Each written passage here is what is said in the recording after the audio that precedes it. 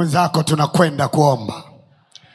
Hujatoa sauti yako mbinguni hawajasikia, mwambie tunakwenda kuomba. Mwambie hiyo ndio asili yetu. Na hiyo ndio kazi yetu. Na tunaifanya kwa jina la nani?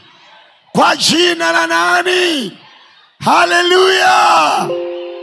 Majeshi, majeshi. Naomba ukae sasa kidogo. Asante sana baba yangu. Nakushukuru kwa neema hii. Asante mama yangu. Nashukuru pia askofu mkuu msaidizi na askofu Geshom na maaskofu wengine tulio hapa. Mungu wetu na Mungu wa baba yetu yuko pamoja nasi. Kazi itafanyika kwa jina la Yesu. Sasa kama vile baba amesema, tuanzie kwenye ile Maraki ambaye baba yetu ametusomea, na ndio mstari unaobeba mfungo wetu wa siku hizi 7. Majeshi, majeshi. Kwenye ule mstari wa 2 baba ametuambia kwa habari ya ninyi mnaolicha jina langu. Nani hapa analicha jina la Bwana? Nani hapa analicha jina la Bwana? Hii sio ahadi ya watu wote. Ni ya wale tu wanaolicha jina la Bwana. Anasemaje? Jua, hebu tusome wote pale. Jua la haki litawazukia. Hebu sema jua la haki linanizukia. Linanizukia. Sema linanizukia. Ni kesho, ni leo. Ni kesho, ni leo. Jua la nini? Jua la haki linanizukia. Bwana wetu Yesu Kristo jina lake lingine anaitwa jua la haki. Kwa hiyo ukisikia jua la haki, ndio yule mfalme wa wafalme, ndio yule jemedari wa vita, ndio yule Bwana wa mabwana, ndio yule mwamba wa kale, ndio yule jiwe kula pembeni, ndio yule ufufuo na uzima. Haleluya! Yule ndo anaitwa jua la haki, ambaye leo anatuzukia.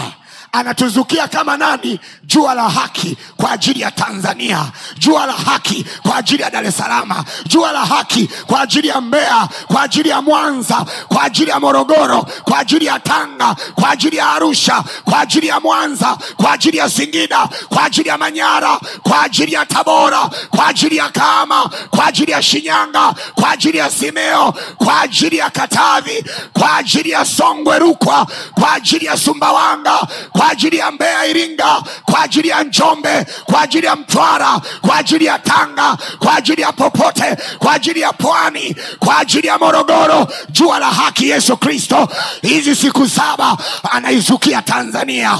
Anakuja kuiona Tanzania, anaisemesha Tanzania, anaibadilisha Tanzania, anairudisha kwenye mstari Tanzania, anaiweka imara Tanzania, anaiinua Tanzania. Sema amina.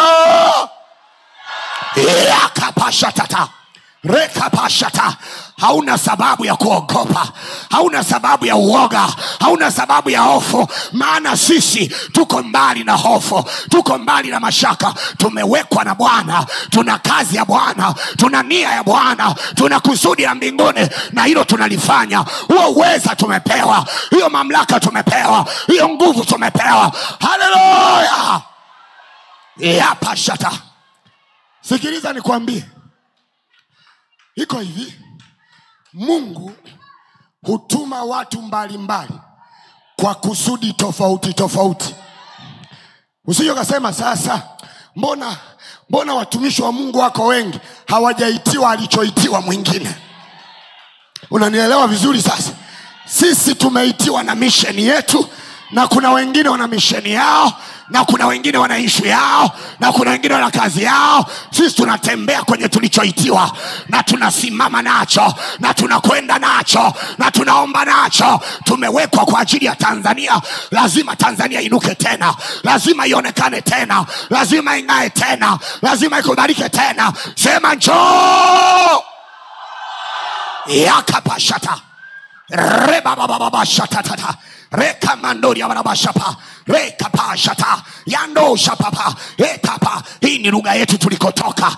Hii ni lugha yetu tulikotoka. Kuna mahala tumetoka. Na tulikotoka kuna mamlaka, kuna uweza, kuna nguvu, kuna utisho, kuna yote. Sema fire. Heka parada. Kwa hiyo jua la haki ndio Yesu. Anataka kuzuka. Mwambie mwenzako anazuka. Mwambie tena anazuka. Wewe unajua kwenye kitabu cha Yohana sura ya 6 Biblia inasema palitokea na mtu. Ni malaika. Nauliza, ni malaika? Ni nani? Ni nani? Kama wewe sio kama wewe. Kama wewe sio kama wewe. Ila amefanyaje? Ametumwa kutoka kwa Mungu. Lakini ni nani? Ni mtu. Kwa hiyo Yohana alipotumwa alikuwa na mission. Na mission yake ilikuwa kuisafisha njia kwa ajili ya Yesu. Sikia nikwambie, Mungu hana wito mmoja kwa watu wengi. Wito mmoja, ukusudi moja analiweka kwa mtu mmoja.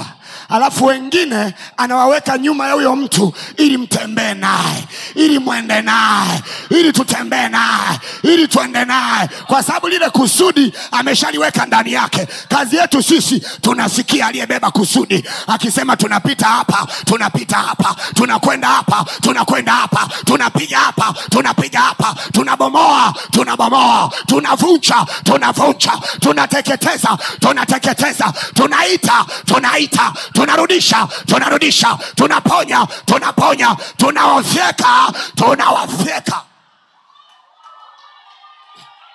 Haleluya. Haleluya. Unapoona jua la haki linatuzukia, haliji kwetu, linakuja kwa Baba. Sisi tuko nyuma ya Baba. Kwa hiyo lile jua litatuzukia na mimi na wewe, kwa sababu tuko na yeye aliyebeba kusudi. Leo tunajiungamanisha naye.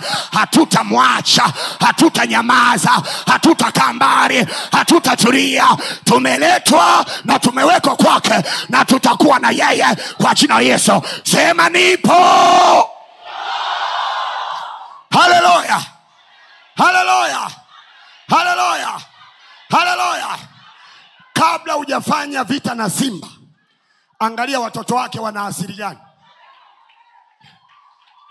Kama hujapiga hayo mahesabu utachanganyikiwa. Kabla hujafanya vita na simba, unaangalia watoto waliowazaa wana asili gani. Kama wana asili ya huyo simba, ujue una kundi kubwa ambalo ni gumu sana kuliweza. Tumesambazwa na Bwana kila mahara, tuko kila mahara, tunasimama kila mahara, tumewekwa kila mahara, tunatenda kila mahara. Sema fire. Yeah, shatatata. Reka pashata. Yaba shatete. Reta rabarabahata. Yandulio na mashapa. Kanisa sio jengo. Kanisa sio gorofa. Kanisa sio tairizi. Kanisa sio bembea. Kanisa ni mimi na wewe. Tukitembea, kanisa linatembea. Tukikaa, kanisa limekaa. Tukienda, kanisa limeenda. Tukipanda boda boda, kanisa limepanda boda boda. Unavyotuona hapa, kanisa lingine liko kwenye daladala linakuja. Kanisa lingine liko kwenye mwendo kasi linakuja. Kanisa lingine liko kwenye boda boda linakuja. Hili sio kanisa, haya ni makanisa. Yakapa shatata. Reba shandori abakapa. Pesha tatatata. Rekapa shata. Renduri wana mashapa. Kwa Yohana alikuja na kusudi, akawa anasafisha njia kwa ajili ya Yesu. Haitoshi. Mwangalia Elia. Ujio aliyomtishbi ndio kama wa jua la haki. Jua la haki linazuka, na Elia na yeye alizuka. Elia anaitwa mgeni wa Gileadi, katokea tu. Alivyotokea kaliambia anga subiri. Watu wanashangaa nini? Ahabu anajiuliza kuna nini? Anaambiwa kuna jamaa anaitwa Elia. Anasema fuatilieni. Kazaliwa zahanati gani? Kazaliwa kituo cha afya gani? Kazaliwa hospitali gani?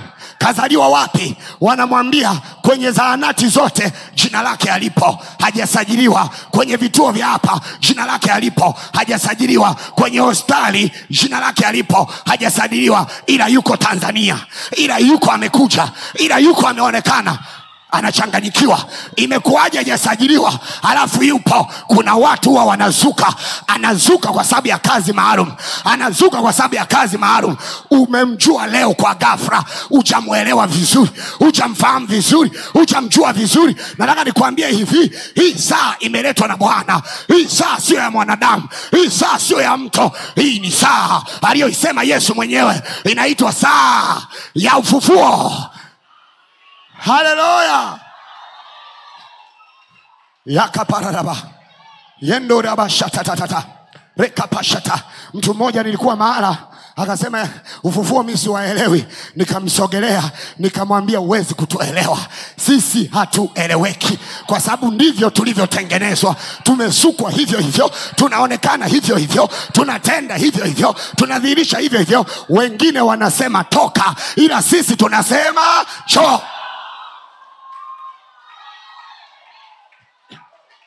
Kwa hiyo Elia akaja na yeye ana mission yake. Nyuma yake waliwekwa kina Elisha. Haleluya. Hata Yesu naye muona, na yeye alitumwa kama mtu. Nyuma yake kulikuwa na mitume, ila na yeye ana mission. Na kila mmoja alichotumiwa, alichowekewa ndani, ndicho anachotakiwa kufanya. Haleluya. Na akijawekwa na wanadamu, hakijawekwa na mtu yeyote, kimewekwa na yeye aliyeumba wa kike na wa kiume, aliyeumba mbingu na nchi, aliyeumba bahari, maziwa na visima, aliyeumba mimea, mabonde na milima, aliyeumba vyote, ndiye aliyekiweka. Haleluya. Rekaparara. Sasa kwa hiyo akaja Elia na yeye akapiga kazi zake, akapiga kazi zake, na zilikuwa ni hatari. Kwa nini? Kwa sababu Elia alivyosukwa anaendana na wakati alioletwa. Mungu huona mwisho tangu mwanzo. Alishaiona Tanzania kabla wewe unavyowaza. Aliiona tangu Tanzania inapata uhuru. Alienda naye 70, akaja naye 80, akaja naye 90, akaja naye 2000, akaja naye 2010, akaja naye 2020, akaja naye 2025, anaenda naye 30, mpaka mwisho. Kwa hiyo alijua kuna mwaka gani na muhitaji nani, kuna mwaka gani na muhitaji nani. Hii ya hapa ni sauti iliyotoka mbinguni kwenye moyo wa yeye aliyeumba mbingu na nchi kwa ajili ya Tanzania. Sikia nikwambie, kuna vitu lazima ufurahi ukipata watu walioitwa na Mungu wanaoweza kukwambia kwenye nyumba hii kuna tofali limetoboka, nenda kazibe maji yasiingie ndani. Huyo mtu natakiwa upige magoti, usema asante Mungu, umetuletea mtu hapa anayetushauri, anayetusaidia, anayetuonya. Hiyo ndio kanuni. Aonywae mara nyingi akashupaza shingo ata.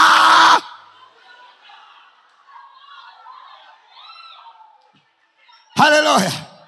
Haleluya. Na nikwambie kitu, sema Mungu lolote analotaka kulifanya duniani, si Tanzania tu, duniani, halifanyii mbinguni. Alishamleta mtu hapa duniani wa kulifanya hilo. Narudia, lolote Mungu akitaka kulifanya Tanzania, Kenya, Rwanda, Marekani, popote, halifanyii mbinguni. Alishamleta mtu kwenye hiyo nchi ambaye Mungu atalifanya kupitia huyo. Umenielewa? Usije kafikiri Mungu ataiponya nchi yetu kutokea mbinguni. Hapana, alishamweka mtu kwenye eneo hilo kwa ajili ya hiyo nchi.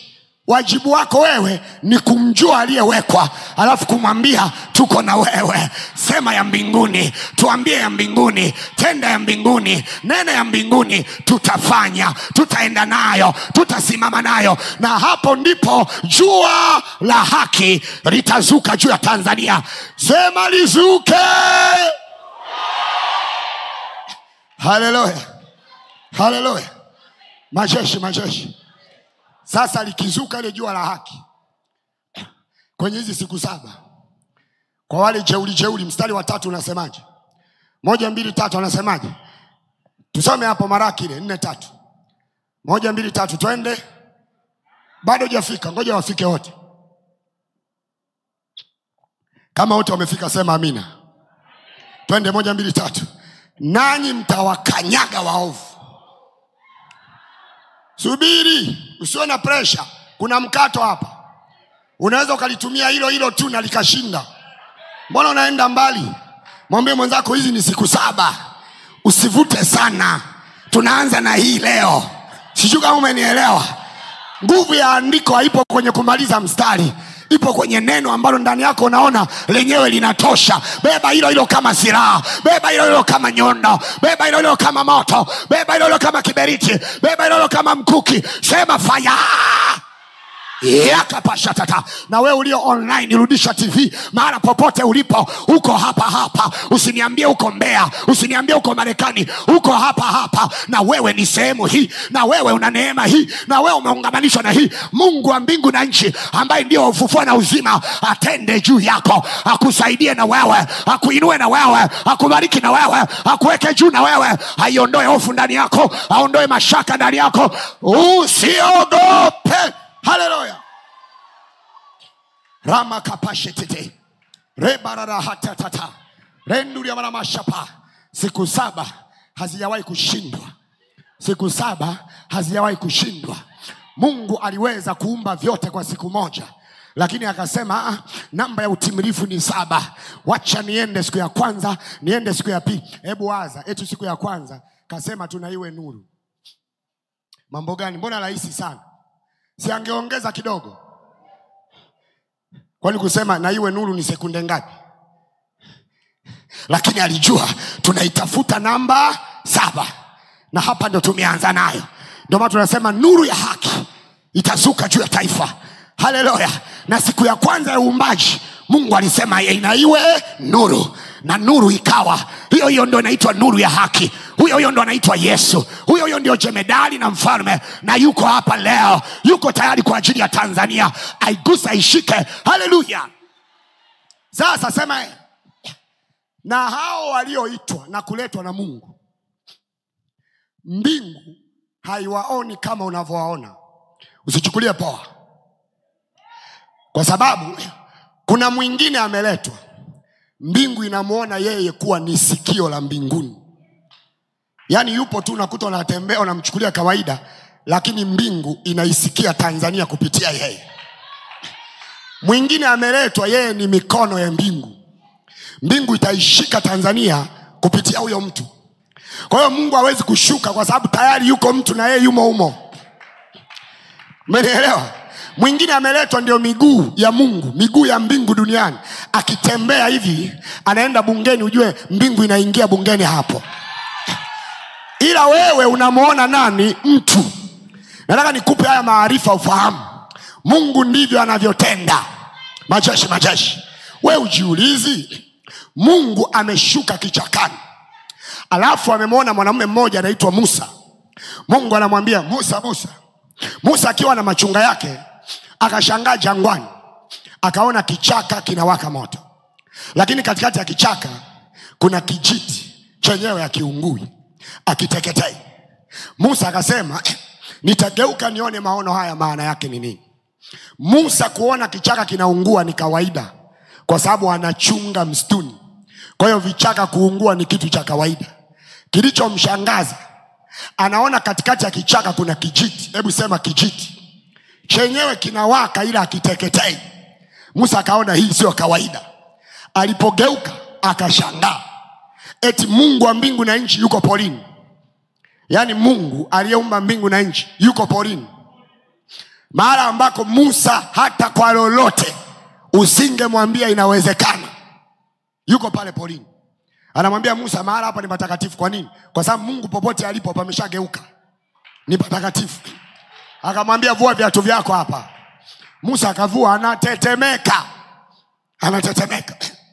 Alipofika Bwana anamwambia, nimeona mateso ya wanangu na nimesikia kilio chao. Aliyeona ni Musa ni Mungu. Ni Mungu. Aliyesikia ni Musa ni Mungu. Ni Mungu. Musa yuko hapo hapo, hajaona hajasikia. Ila Mungu mbinguni ameona na amesikia. Mungu ameshuka afa anamwambia Musa, na kutuma wewe nenda kwa Farao. Kwani si umeshashuka? Njia hiyo hapo nenda. Si umeshashuka hapa? Umeona wewe, umesikia wewe, nenda. Mungu anamwambia Musa, ukienda wewe ndio nimeenda mimi. Ukisema wewe ndio nimesema mimi. Ukiona wewe ndio nimeona mimi. Na ndio maana anamwambia nitakufanya kuwa mfano wa Mungu kwa Farao, na huyo Haruni atakuwa nabii wako. Haleluya. Kwa hiyo Musa alipoingia kwa Farao hakuwa Musa, alikuwa ni Bwana anayetenda ndani ya mtu anaitwa Musa. Mungu hafanyi kutokea mbinguni. Mungu anafanya hapa hapa duniani kwa watu aliowachagua. Hata wewe umeletwa, Mungu anataka afanye kitu kwa wewe kwa ajili ya Tanzania. Ndio maana hujazaliwa Kenya, haujazaliwa Burundi, haujazaliwa Rwanda, umezaliwa Tanzania kwa sababu wewe una vinasaba vya Tanzania. Sema haleluya. Kwa hiyo wengine wameletwa ni kinywa cha Mungu Tanzania. Yaani Mungu ukisikia aliyeletwa ni kinywa, akiongea ndio Mungu mwenyewe ameongea. Ila watu wanachochanganyikiwa, mbona Mungu hayupo? Yupo. Huwa anaishi ndani ya mtu aliyemchagua na kumleta kwa kusudi maalum. Majeshi. Kwa hiyo kuna mwingine ameletwa, sio tu aishi Tanzania, ila Tanzania yenyewe imewekwa ndani yake. Nisikilize vizuri. Kwani Rebeka alikuwa na mimba. Alipoenda kwa Bwana akamwambiaje? Mataifa, nchi 2 ziko ndani yako. Nikuulize swali. Rebeka alizaa nchi? Sina kuuliza, alizaa nchi? Si alizaa watu? Kwa hiyo Mungu haelewi. Mungu amechanganyikiwa. Yaani mtu anazaa watu uite nchi? No. Na ndio maana Israeli ni Yakobo. Kwa hiyo Israeli iliwekwa ndani ya mtu anaitwa Yakobo. Kwa hiyo ukiigusa Israeli umemgusa Yakobo. Ukichezea Israeli umemchezea Yakobo. Ukiharibu Israeli umemharibu Yakobo. Nataka nikwambie hivi, wewe nenda na yeye aliyewekewa zamana juu ya nchi. Nataka nikwambie Mungu wetu hajawahi kushindwa, hatoshindwa. Yeye ni mshindi na zaidi ya kushinda. Anatenda asubuhi, anatenda mchana, anatenda jioni, anatenda usiku wa manane. Manyara sikia, Arusha sikia, Kilimanjaro sikia, jipe moyo mkuu. Hii ndio saa aliyekusudia Bwana, na haya ndio majira aliyekusudia Bwana. Na iona nuru inang'aa Tanzania. Yeye mwenyewe aketia mara pa juu ameachilia neema yake juu ya watu aliokusudia. Amka Tanzania, inuka Tanzania, twende Tanzania, imba Tanzania, shangilia Tanzania, sema haleluya. Ya baraka tekepa rekapashanuriama. Kwa hiyo Isaka anajua Rebeka ana mimba. Mungu anajua Rebeka ana nchi ziko ndani, na nchi zikaanza kuzichapa. Zikaanza kufanya nini? Kuzichapa ndani ya tumbo, zinapigana. Baadaye watu wakatoka. Na ndio maana malaika alipomwona Yakobo anasema sikuachi mpaka unibariki. Malaika akamwambiaje? Jina lako nani? Mimi Yakobo. Akasema kwenye jina hilo unaondoka kwenye kusudi. Lazima jina lako uwe Mr. Tanzania, kwa sababu hilo ndio jina lilioungamanishwa na kusudi. Hilo ndio jina liliobeba saa. Hilo ndio jina liliobeba majira. Hilo ndio jina liliobeba wakati. Sikiliza niseme na mtu mmoja hapa. Maendeleo ya Tanzania ya kuja kwako yanatokana na uimara wa Tanzania na uchumi wa Tanzania. Hayaletu tu na maombi yako. Kama unaomba viwanda hakuna. Kama unaomba mambo yaendi, hakuna kitu utapata. Tumewekwa na Bwana Tanzania ili tuibebe Tanzania, tuinue juu. Tumwambie Bwana, tuko hapa kwa ajili ya Rais Samia Suluhu Hassan. Tuko hapa kwa ajili ya makamu wa rais Philip Isidori Mpango. Tuko hapa kwa ajili ya waziri mkuu Kassim Majaliwa. Tuko hapa kwa naibu waziri mkuu Doto Biteko, tunamleta spika wa bunge Tulia na naibu spika Zungu, tunawaleta mbele yako. Tunawaleta baraza la mawaziri, tunamleta jaji mkuu Profesa Osman Rajabu na yule mtendaji mkuu wa mahakama, tunawasogeza mbele yako. Tunamleta mkuu wa majeshi, tunaleta mkurugenzi wa usalama wa taifa, tunamleta mkuu wa uhamiaji Tanzania, tunamleta mkuu wa zimamoto na mkuu wa jeshi la magereza, tunamleta mkuu wa jeshi la polisi. Tunawasogeza mbele yako. Hawa wote ni watoto wako, hawa wote ni wanao. Bwana, watazame, wasaidie wawe imara kwa ajili ya Tanzania. Hii Tanzania haijatengenezwa na mtu, sio mapenzi ya mwanadamu, bali ni mapenzi yako mwenyewe. Uliitengeneza Tanzania, ukaiwekea rasilimali za kutosha kwa ajili ya watoto wako ulioweka Tanzania. Leo tumesimama kwa ajili ya Tanzania. Tuko hapa Bwana kwa ajili ya taifa letu. Umetupa mwenyewe, umelitengeneza mwenyewe, umetuweka mwenyewe, umetuimarisha mwenyewe, na tumeamua kusimama kwa ajili ya taifa letu. Hebu sema haleluya. Hiyo ndio kazi. Haleluya. Mwambie mwenzako hiyo ndio kazi. Sasa kwa nini haki? Kwa nini haki tunataka izuke? Kwa nini? Kwa nini tunataka izuke? Kwa nini? Angalia, tumsikie Suleiman. Ukisoma kitabu cha Suleiman ujue, kwanza unasoma habari za mtu mwenye akili nyingi. Kwa hiyo anaandika mambo kwa ufahamu mkubwa akiongozwa na Roho. Mithali, kwa nini tunataka haki izuke? Mithali 14:34. Kwa nini tunataka haki izuke? Muulize mwenzio, kwa nini unataka haki izuke? Mbona unamuuliza taratibu, na shida gani? Mwambie, kwa nini unataka haki izuke? Rudia tena, kwa nini unataka haki izuke? Soma hiyo Mithali tuone kwa nini anataka haki izuke. Na wewe ulio online ni Mithali 14:34. Tusome ile yake 1 2 3. Haki huinua taifa. Kwa nini tunataka haki izuke? Tuseme wote, maana haki huinua. Mbona hujaongea wewe? Kwa nini tunataka haki izuke Tanzania? Maana haki huinua taifa. Kwa hiyo taifa haliinuliwi tu kwa maombi, linainuliwa tunapoitaka haki itokee. Haki ndio inainua taifa. Mungu hafanyi kazi mahali ambako hakuna haki, kwa sababu hawezi kushiriki maovu.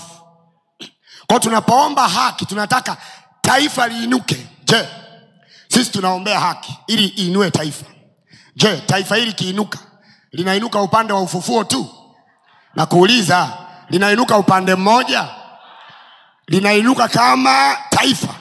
Waislamu na wao wanainuka, Roman Katholiki wanainuka, Wasabato na wao wanainuka, viongozi na wao wanainuka, bunge na lenyewe linainuka, baraza la mawaziri linainuka, wizara mbalimbali zinainuka, taasisi za serikali zinainuka, jeshi la polisi linainuka, jeshi la magereza linainuka, jeshi la uhamiaji linainuka, jeshi la wananchi linainuka, majeshi ya zimamoto na yenyewe yanainuka, jeshi la akiba la mgambo linainuka, na wewe Mtanzania unainuka, na watoto wako wanainuka, na elimu ya nchi inainuka, na afya za Watanzania zinainuka, furaha ya Watanzania amani ya Watanzania tabasamu la Watanzania linainuka, shangwe ya Watanzania inainuka, furaha nayo inainuka, kila mahala kuna furaha inainuka. Sema amina.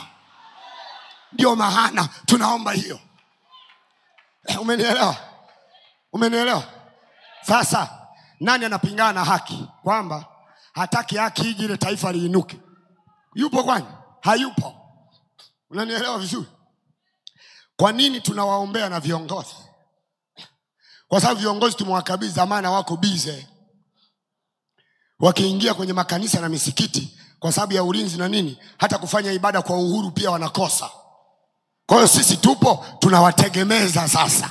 Ndio maana tuko hapa, tunataka tuombe kwa ajili ya Mheshimiwa Samia Hassan Suluhu, Rais wa Jamhuri ya Muungano wa Tanzania. Tunamwambia Mungu umlinde huyu, umuinue, umweke pale, umsaidie kwa ajili ya taifa, umlinde, mpe hekima, mpe maarifa. Tunakuja kwa Makamu wa Rais Filipo Isidori Mpango, tunamwambia Bwana huyu hapa na yeye ni mwanao, msaidie. Tunakuja kwa Waziri Mkuu Majaliwa, tunakuja kwa Naibu Waziri Mkuu. Ndio wajibu sasa.